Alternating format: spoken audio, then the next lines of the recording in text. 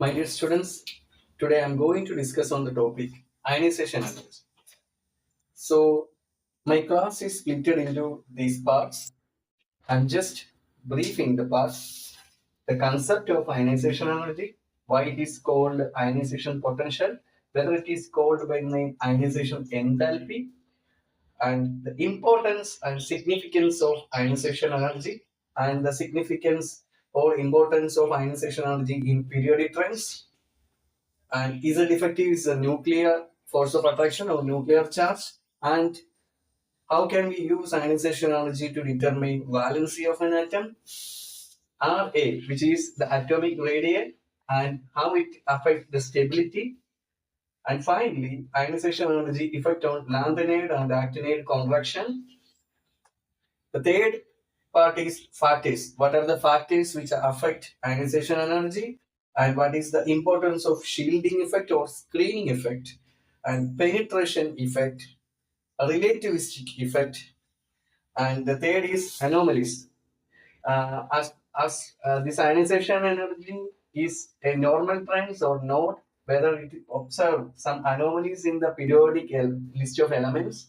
And the fifth one is examples and MCQ type questions and discussion.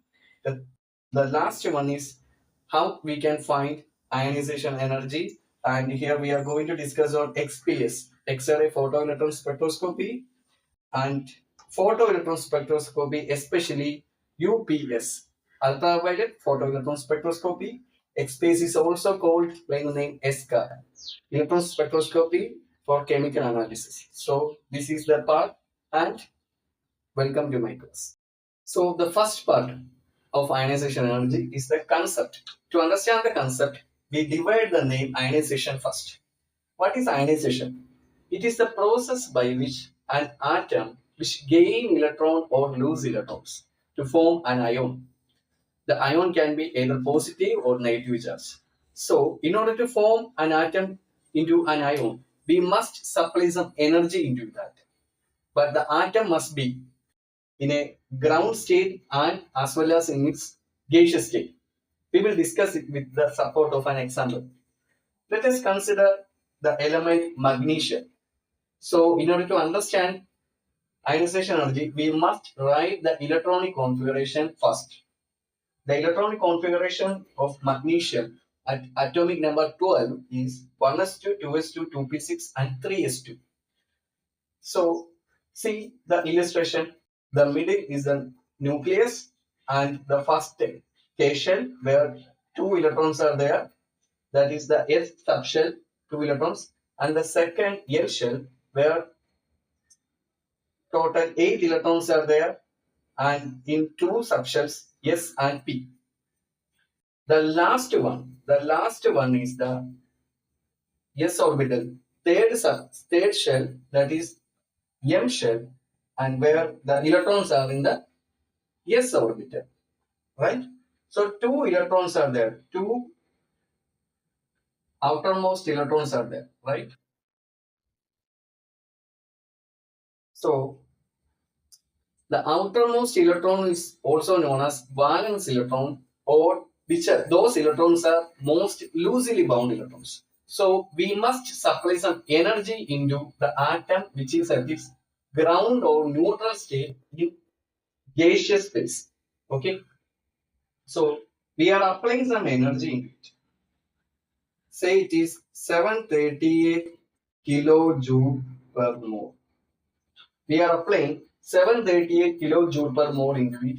As a result of that, one of the electron, this electron will eject. This electron will remove from the neutral magnesium atom. As a result, a plus charge will come.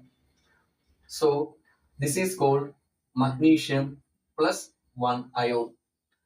And this ion is called univalent ion or unipositive. Unipositive magnesium ion. Unipositive because one of the valence electron is removed from the neutral. How? By supplying some energy. We are supplying some energy into the neutral atom. So forming a unique positive ions. We never stopped it. So what is the ionic configuration then? 1s2, 2s2, 2p6 and 3s1. Right? 3s1 is the electronic configuration of unipositive magnesium positively charged ion. So we are applying some more energy into it. We are applying some more energy into it. Say it is 1450 kilojoule per mole. We are applying some energy into the unipositive charge magnesium ion. As a result of that, this valence electron also get removed. Okay. So finally forming a 2 plus, a bivalent or dipositive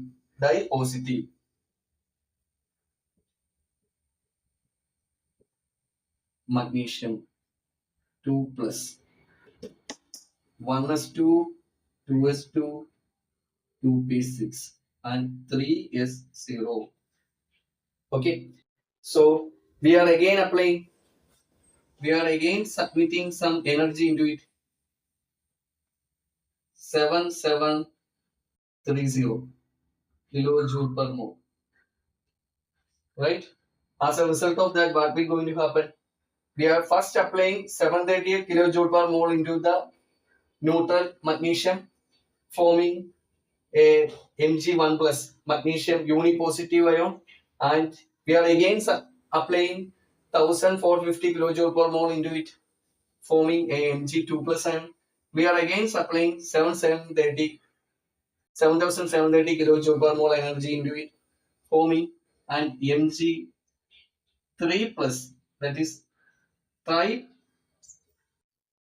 positive ion, and we are again applying into it a 10,550 kilojoule per mole, forming Mg4 plus. Right? So from this illustration, it is clear that we are applying some energy into a neutral atom at its gaseous state. As a result of that, upon receiving some energy into a neutral atom, it gets first excited and remove the most loosely bound electron, from its valence shell or outermost shell. First, it will remove one electron. And what is the amount of energy we are giving? 738 kilojoule per mole, forming a unipositive magnesium plus 1 ion. And again, we are supplying some energy which is more than that of the first ionization energy, which is more. First 738, now it is 1450, and forming a Mg2 plus ion. Right? Again, we never stopped it. We again supplying some energy, but the energy is very, very high. The quantity of energy we are supplying for converting the Mg2 plus ion to Mg3 plus ion is more. See, the gap difference is very high, 7730 and Mg3 plus ion, and again we are supplying some 10,550 kilojoule per mole for Mg4 plus. So from this illustration, it is clear that the amount of energy, or we can say that the minimum amount of energy required to remove the most loosely bound or the valence electron of an atom at its neutral or ground state in gaseous phase is called ionization energy. Let me repeat, the minimum amount of energy required to remove the most loosely bound or valence electron from from an atom at its ground state and in gaseous phase is called ionization energy. So in this case, the amount of energy required to remove the first valence electron of magnesium is called first ionization energy I1, or in some text it is noted it as IE1. So I1, this is the first ionization energy I1, And the second ionization energy required to remove the second valence electron from magnesium atom is called I2. Okay, and the third is I3. Third ionization energy, and last is I4. Okay, so it is very evident that ionization energy I4 is greater than I3, which is greater than I2, which is greater than I1. Right? The ionization energy is increases because the fourth ionization energy is very higher than third ionization energy, or second ionization energy is always be higher than the first ionization energy. It is very evident that, and we can precisely say that if n is the number of electron, so In is the ionization energy, then we can say that In is always be greater than I1, right? N is the number of electrons. In is the last nth electron removal. Ionization energy required to remove nth electron. Okay, this is the illustration, and I will tell you the definition concept again.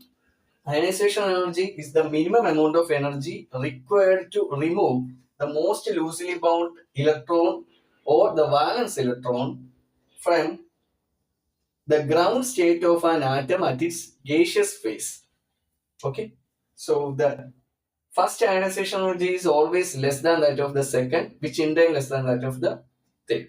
We can illustrate the ionization energy by this way also, in order to avoid the pictorial representation. Magnesium at its gaseous state, or gaseous isolated gaseous state, or neutral state, when we apply 738 kilojoule per mole, that is the first ionization energy, it will become a unipositive magnesium by release of the valence electron E1. And again, the magnesium unipositive magnesium ion undergoes ionization by giving 1450 second ionization energy, become a dipositive magnesium ion with an electron. And the dipositive magnesium ion will become, we are applying 7730, that is 7730 kilojoule per mole as the third ionization energy, become magnesium tripositive or trivalent magnesium ion. This magnesium trivalent ion, upon receiving 10,550 kilojoule per mole, become magnesium quadrivalent ion. Okay, so in all these cases, we can say that the first ionization energy is very much less than that of second ionization energy. But the gap between second and third is very high, right? The gap, very important point. The gap between the third ionization energy and the second ionization energy is very high. So we can conclude that magnesium, the valency of magnesium is 2, because the gap between first ionization and second ionization energy is very less. But when we take the ionization energy of the trivalent magnesium, it is very high, 7730, and the second ionization energy is 1450. The gap is very high. By using this difference, the gap between the consecutive subsequent ionization energy, we can determine the valency of the atom. So as a result of that, we can found that magnesium is a divalent ion. It will always predominate in existing divalent state. So as a result of that, the oxidation state of magnesium is always +2. It will be more predominantly occur in +2 oxidation state. Ionization energy is also known by the name ionization potential. Okay, ionization potential. In some textbook and in some website also, we can read the name ionization energy, and alternative name is ionization potential. Okay, so we can represent it by IP also. And in some textbook, especially in +1 and +2 classes, in textbook also, we can say, I read that ionization enthalpy is ionization enthalpy. The name ionization enthalpy is used alternative to the name ionization energy. So I will speak about the difference between these two names. Ionization energy, we have already discussed the energy required for to remove the electron. So we are supplying energy, right? We are giving energy into the system. Okay, look like. But what is this ionization enthalpy? Ionization enthalpy according to thermodynamic point of view. Enthalpy is always the difference in energy between a neutral state and the first excited state. Okay, so enthalpy, that is the change in energy. Change in energy between the two states is always represented by the term enthalpy. So ionization enthalpy can be more conveniently explained as the difference between the energy differences between the neutral, the magnesium or the atom at its neutral gaseous state and atom at its ionized state, the first ionized state. So we can say that I1, I minus I1, okay, I minus I1 or I1 minus I. But here ionization energy is an endothermic. Please note the point. Will come in MCQ question. What kind of thermodynamic process is ionization energy? Whether it is exo or endo, it is an endothermic reaction because we are supplying energy into it, into the neutral state. As a result of that, the atom will get excited. So, ionization energy is an endothermic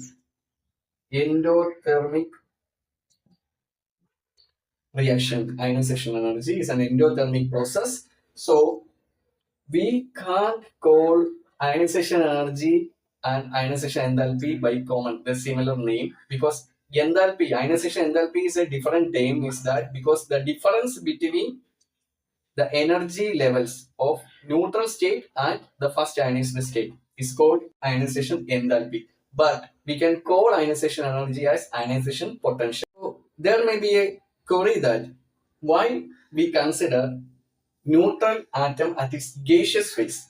Okay, so the reason is that when we consider the atom at its solid state or in a liquid state, first we consider solid state. In solid state, there must be covalent bond between two atoms or metal-metal bond between two atoms. There are a number of external forces are present. When we consider liquid phase also, say liquid bromine or chlorine, so there may be chlorine covalent bond is there, and moreover, weak van der Waals forces are also there.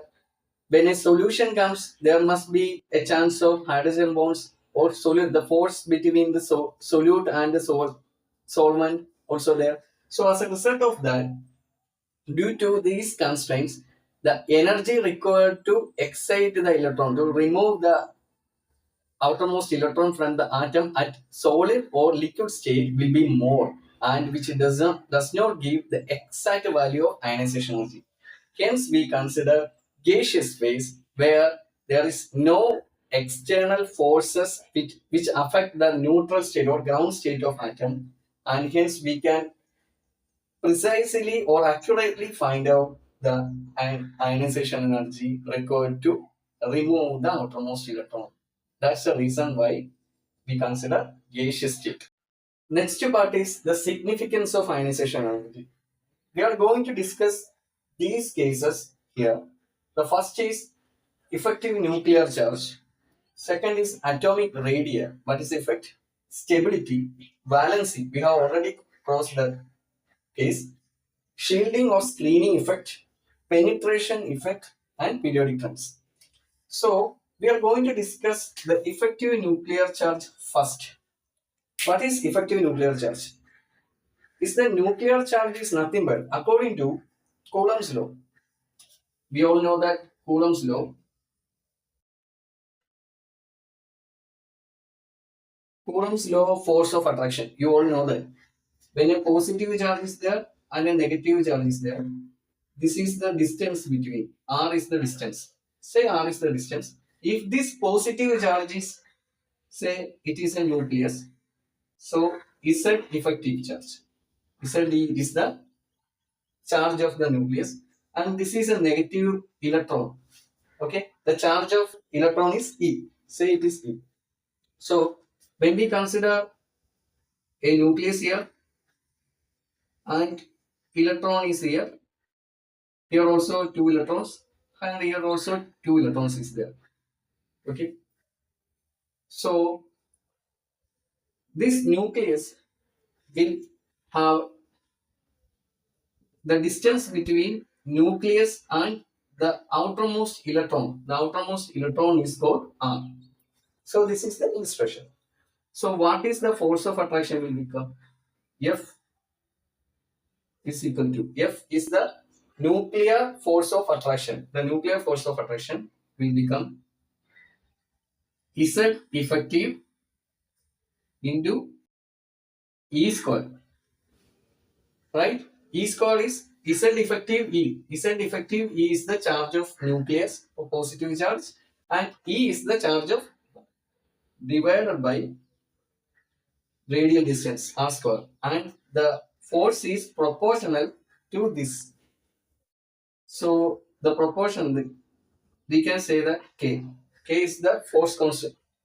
It's the constant or the permeability, Coulomb's constant, that is K. So we will not consider the constant here. We are just understanding the force of attraction, the nuclear force of attraction of nucleus onto the outermost electron is depends on the charge, that is the nuclear, the atomic number, the nuclear charge, the atomic number Z. Okay, the Z of, and force is, the nuclear force is proportional to Z and inverse relationship with the atomic radius. Right? This is what is the concept I want to discuss with you.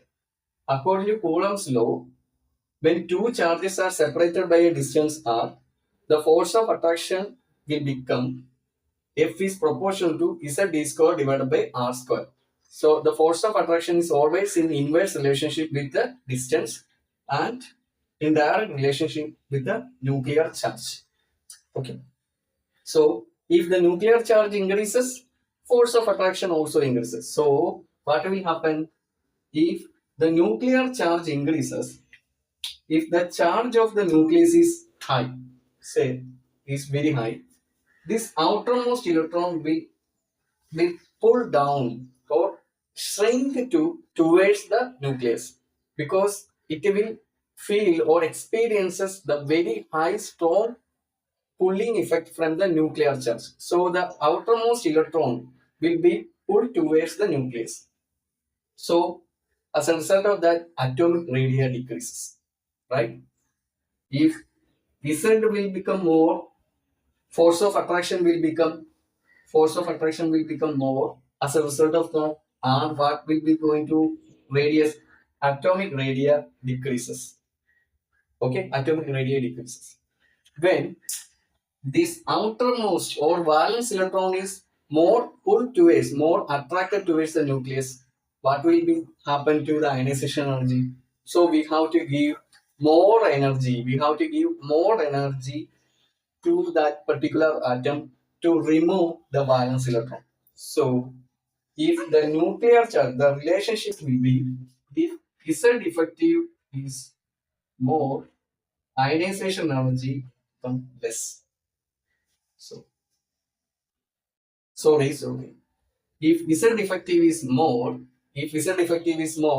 ionization energy will become more, because more energy is required to remove the outermost electron. So when effective nuclear charge increases, ionization energy also increases. Okay. And what about the relationship with atomic radii? When atomic radii decreases, ionization energy, atomic radii decreases means the electron is more closer to the nucleus. So ionization energy will become more. Right? If atomic radius is very high, what will happen? If the atom is very big, the outermost electron are very loosely bound and it is free to move around the outermost shell. Right?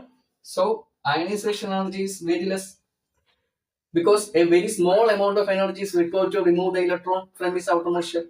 If the atomic radii is small, what is atomic radii? It is the distance between the positively charged nucleus to the electron center in the outermost shell, or the most probable electronic cloud. The distance between these two, that is this one, nucleus and the electron, or nucleus and the electron. That is the distance. If the atom is big, the distance between nucleus and the outermost electron will become more. So the the effect of nuclear charge is very less. As a result, we must give a very low value of energy to the system or the atom to remove the outermost electron. So when the radii increases, atomic radii increases, ionization energy decreases. But when the nuclear charge increases, ionization energy also increases to remove the outermost electron. Stability, the factor stability. So in the case of stability, what is the influence of ionization energy? If we want to give more ionization energy, see, we have discussed the effective nuclear charge and atomic radii. Now we move on to discuss stability. Let's consider an illustration. If an atom, see, this is 2 and this is 8 electrons are there, and here 2 electrons are there. This is the right, and here also another atom.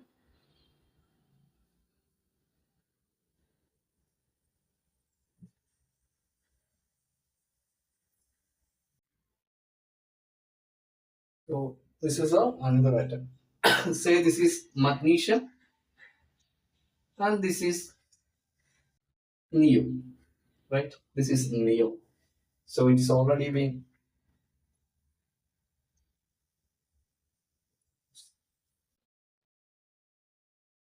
So this is magnesium and this is neon. Neon is having 10 electrons, right? It is 10 electrons, and here is 12 electrons. So what is the effect of ionization energy and stability?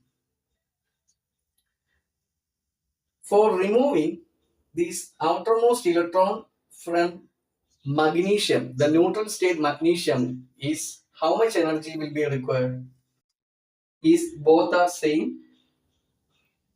We are supplying some energy, ionization energy, for removing this outermost electron from magnesium and the electrons from the neon also. Neon is already being completed octet, and here 2 electrons are in a valence shell. So it is evident that more amount of energy required to remove an electron from neon, which is a noble gas also, and which completed its octet also. So a large amount of energy is required to remove electron from a completely octet or stable atom. So ionization energy, the magnitude of ionization energy denotes whether the atom is stable or not. If very low amount of energy is required to remove the valence electron, the stability of that atom also less. If a large magnitude or quantity of energy is required to remove the valence electron, the stability of the atom is also high. So we can say that stability is proportional to the value of I. If the stability is high, the magnitude of ionization energy is also high. So we can say that which is proportional to stability. Stability is increases when the magnitude of ionization energy is more. So we can say that if we got a value of ionization energy, and whether we can say that the stability of the atom is stable or not, whether the atom is stable or not. So we have explained stability. Now we are moving to the valency. We have already explained that valency say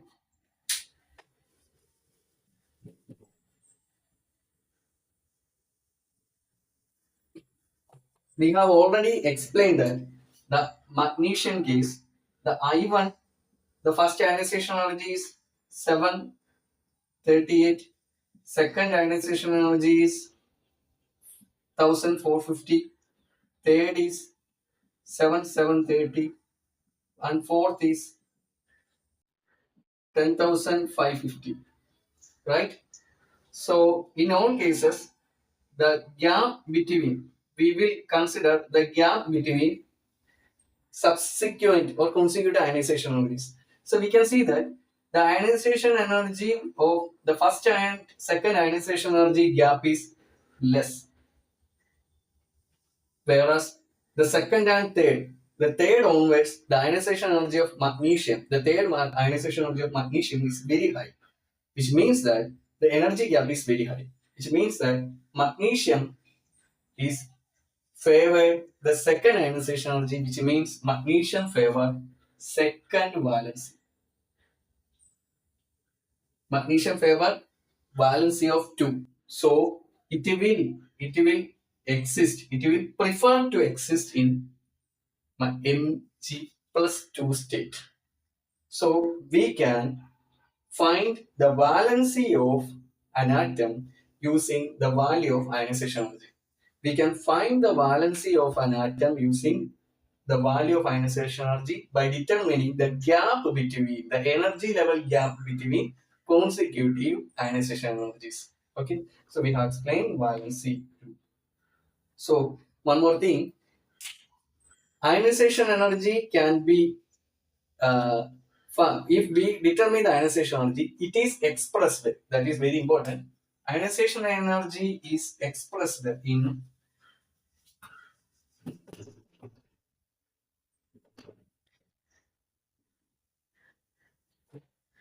ionization energy is expressed in EV, electron volt.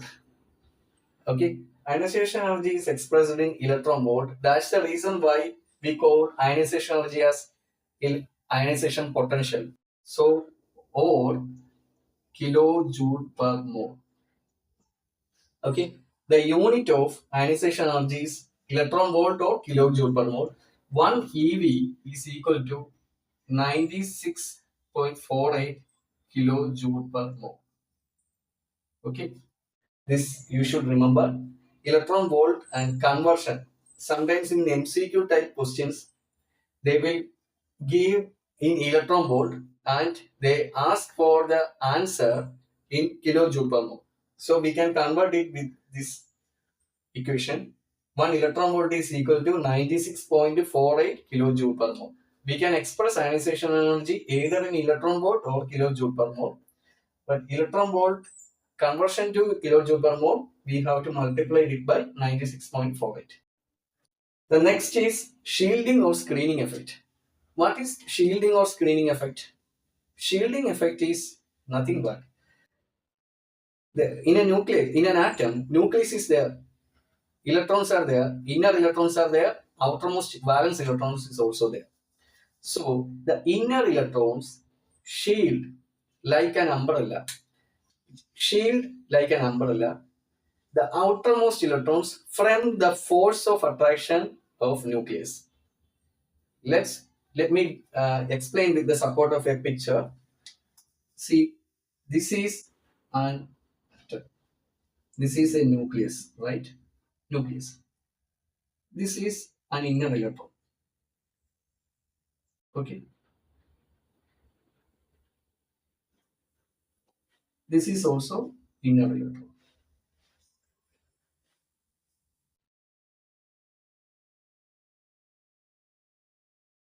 Perfect. So this is only for a picture representation. This is the valence. Okay. So we can say this is a case of sodium. Sodium 11, right? This is 11. 2 plus 1, 2, 3, 4, 5, 6, 7, 8. 2 plus 10 plus 11. So this is the valence electron. This is the valence electron. This is the core electrons. This inner electrons is also known by the name core electrons. Core electrons or inner electrons. Okay. This is valence electron or outermost electron or most loosely bound electron. So we are going to explain shielding effect. This is the nucleus, right? Nucleus is having effective nuclear charge. So it will pull all the electrons towards itself, right? So the effect of nuclear charge will always be on the first shell, second shell, and the valence shell also. So this nucleus will pull the valence electron towards itself. But what is shielding? The inner electrons, the core electrons form an electronic cloud that will save or shield or screen the outermost electron like an umbrella, okay, like an umbrella. So it will shield the valence electron from the nuclear charge, the force of attraction of nuclear charge. So shielding effect or screening effect can be explained that as the shielding or it is the effect by which the core electron or inner electron which forms an electronic cloud which shield or screen the outermost or valence electron from the force of attraction of nucleus or nuclear force. So this is called the screening or shielding effect. As a result of that, what will going to happen? If the shielding effect is more, right? If the shielding effect is more,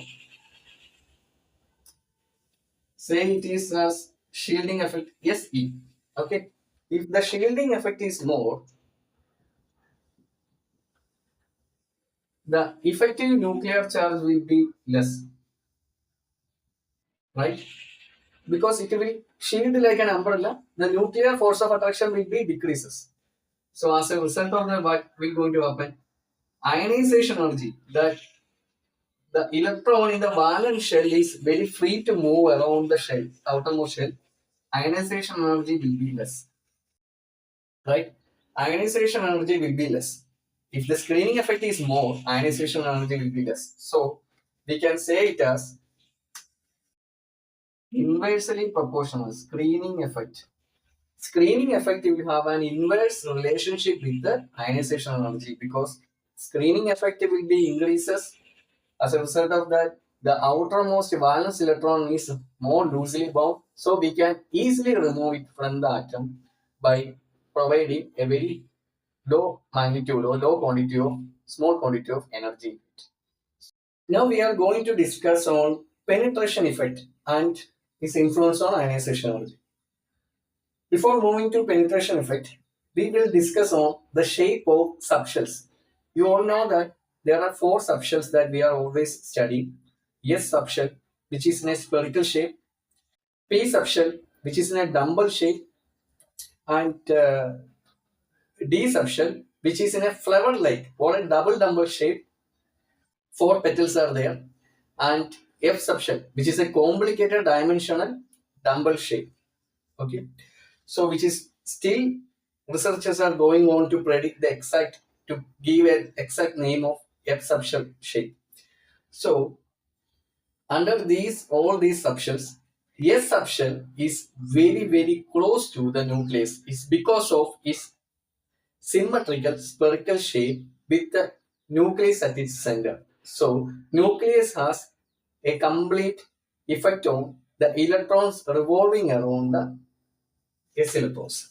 So if this is the nucleus, this is the shape of S subshell. If electrons are there, nucleus is symmetrically experiences its effect on the S electrons. These are S electrons, right? Whereas in the case of P subshell, the effect of nucleus on the P electrons are very less compared with S. Also in the case of D, this is d z square. or double shape. In this case also, the effect of nucleus on d electron also very less. When we consider f electrons, it is very less. So how the substance is close to the nucleus, more the penetrating effect is. Okay, if the subshell or shell is very close to the nucleus, the penetrating effect is more. Okay, the penetrating effect is the effect on which the electrons are penetrated into the nuclear charge, the effective field of nuclear charge.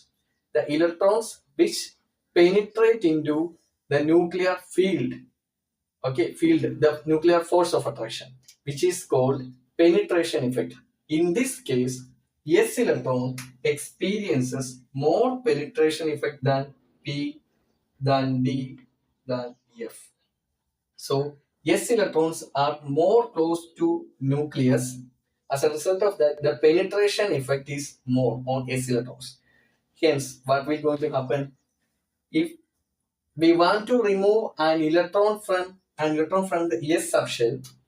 Say if 4s subshell, in the case of D transition metal ions, we want to remove an electron from the 4s subshell. Say the ionization energy will be more because the nuclear charge will attract the S electrons towards itself due to its large penetration power. So penetration power order is this one. So you should remember in MCQ type questions, they will ask what is the correct order of penetration effect. So this is the penetration effect correct order. S greater than P greater than D greater than F. The F subshell experiences very low penetration effect because due to the complicated dumbbell shape, the effect of nuclear charge on the F electron is very less. Whereas the symmetrical spherical shape of S subshell, the nuclear charge is effectively experienced on each electrons revolving around the S subshell. As a result of that penetration effect, the entry or the penetration of electrons into the nuclear field is very high in the case of S. Similarly, the shielding effect, the order of shielding effect also you should remember. The order of shielding effect, which is also greater for S, D, and F. This is the order of shielding effect and this is the order of penetration effect. So we can say that penetration effect increases ionization energy also very high because when penetration effect is more, nuclear charge is more and the electrons in the outermost shell is more closer to the closer to the nucleus. As a result of that, more energy is required to remove the outermost electron. So penetration effect always increases the ionization energy and this is the order of shielding effect. This will ask in MCQ type question, give the correct order of subshell in a given nth energy level, give the correct order of shielding effect, that is S subshell experiences more shielding effect than P, than D and than F. Similarly, penetrating effect order is also S subshell experiences more than that of P, D and F. This is because of the spherical symmetrical structure of S orbital. Okay. Now we are discussing the significance of ionization energy in periodic trends. Okay. This is a periodic table, a simple illustration to understand the concept only. So we all know that in the periodic table, the left side is the S block, hydrogen and helium are separately placed, and the middle part is the transition metal, the D block, and the right hand side is the P block, the semi metals and the gaseous elements are arranged there. Lanthanides and actinides are arranged separately, placed in the periodic table in the bottom part, that is F block. Okay, the last group means is the noble gas, the helium. So you all know that this is a list of elements that is I have arranged. So I will take the second period, the lithium, beryllium, the atomic number is also noted. So, when moving from left to right across a period, what is the effect of ionization energy? From moving left to right, atomic number increases, right? Atomic number Z increases. As a result of that, Z effective also increases. The effective nuclear charge increases. Nuclear charge increases, as you all know that lithium is very high than fluorine. This is because this is lithium and this is fluorine. This is because the higher the nuclear charge will be increases, and then the second period, there are only two shells. That is the first K shell and the L shell. Similarly for fluorine also K shell and L shell. The newly added electrons will move to the same energy level, and the effect of nuclear charge will be more on increasing the atomic number. So the nucleus will pull the electrons more towards itself. As a result of that, atomic radio fluorine will be decreases. So R decreases. Hence, what will be happening? If effective nuclear charge more, atomic radii in inverse relationship with ionization energy will be more. So ionization energy required to remove one electron from the outermost subshell of fluorine is very high than that of lithium. That's the reason why lithium is a metal and or electropositive and fluorine is electronegative. So electronegative like fluorine atom require an electron, not in a tendency to remove electron. Okay. So across a period, ionization energy increases. Down a group, what will going to happen? If this is lithium and this is sodium and this is potassium. Okay. What is this illustration show? Down a group, number of energy level increases, which means the number of shells will get added. As a result of that, the atomic radii R will become more. Atomic radii increases. Hence, the nuclear charge also increases. The nuclear charge Z also increases. Nuclear charge also increases. But there is an issue. Due to the screening effect, what will going to happen? The inner electrons, the core electron will screen the nuclear force of attraction onto the outermost electron. So nuclear charge, effective nuclear charge also increases, but screening effect also increases. As a result of that, atomic number increases, effective nuclear charge also increases. When we moving from top to bottom of the group, the size also increases. So atomic radii also increases, but the screening effect increases because the inner electron will screen the force of attraction of nucleus onto the outermost electrons. As a result of that, the nuclear charge, the effect of nuclear charge will be less. So ionization energy down a group will decreases. So ionization energy down a group will get decreases because of the increasing atomic radii and screening effect. So we have already discussed the significance of ionization energy on periodic trends like this. Across a period, ionization energy increases due to the increasing nuclear charge. Down a group, ionization energy decreases due to the increasing atomic radii. So we can also explain the metallic character in periodic table, the of elements in the periodic table. So when we move across a period and down a group, what will be happen the metallic character? The metallic character decreases across a period. This is because the increasing ionization energy. Ionization energy increases across a period, and which means that the tendency to remove electron is very less. In the case of fluorine, when we consider fluorine and a lithium in the second period, the lithium has a tendency to remove its outermost electron is very high. So ionization energy is very less in that case. So it is more metal in nature. It's more reactive. When we consider fluorine, it has a tendency to accept electron, not to give electron. So its ionization energy is very high to remove one of its valence electron.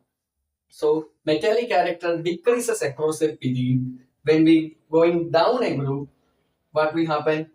Atomic radii increases, ionization energy decreases. As a result of that, metallic character metallic character increases down a group. So cesium 55, atomic number 55. Cesium is showing very high metallic character than lithium or rubidium. So down a group, metallic character increases due to the decreasing ionization energy. So we can also write it as inversely proportional to metallic character, right? Ionization energy is in the inverse relationship with the metallic character. If ionization energy is more, it behaves like a non-metal. If ionization energy is very less, which behaves like a metal. First ionization energy, remember it is the first ionization energy. The amount of energy, minimum amount of energy required to remove is outermost electron is the first ionization energy. If the first ionization energy is very less, which means that particular element is very high reactive and can be considered as a metal in nature. So cesium is considered one of the most reactive metal in nature, which is in the first group. Okay. Now we move on to discuss the second factor, reducing agent. The behavior of an element to act as a reducing agent, which means the element which undergoes reducing agent means that particular element which act as a which self oxidation. So according to the electronic concept of oxidation means give electrons, right? Give electrons, right? So all metals are reducing agent. So when ionization energy increases, reducing agent, oxidation, reducing agent, the capacity to reducing agent decreases. When ionization energy is more, reducing agent is less. So we can consider all metals across a period, the tendency reducing agent capacity decreases because metals shown ionization energy increases across a period. So give electron give electron means oxidation. The tendency to act as a reducing agent means it has the self oxidation. Self oxidation. According to electronic concept, to give electron, to give electron is known as oxidation. So metals has a tendency to give electrons. So across a period, ionization energy increases, so reducing agent capacity decreases. Down a group, reducing agent capacity increases. Okay. Similarly, what about oxidizing agent capacity? Which is called self reduction to gain an electron. So when moving across a period, the oxidizing agent capacity increases because of increasing ionization energy. That's the reason why p block elements considered as best oxidizing agent than s block. Down a group, ionization energy period increases, ionization energy down a group decreases, oxidizing agent capacity decreases. Okay, so we can write it here as, which is when ionization energy increases,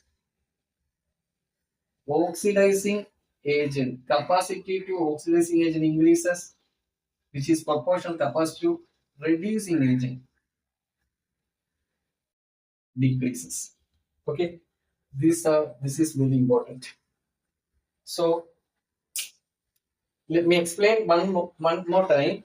The metallic character decreases across a period but increases down a group. Similarly, reducing agent, the element which undergoes self oxidation, that is which give electron, is called reducing agent.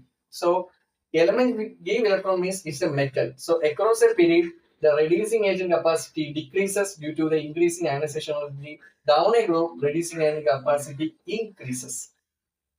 Across a period, oxidizing agent capacity increases because which undergo reduction, which gain electrons. So p block elements across a period which will get increases due to increasing ionization energy. Down a group, it will decreases. So we can write as the releasing agent capacity is in inverse relationship with the ionization energy. Oxidizing agent capacity is in direct relationship with the ionization energy.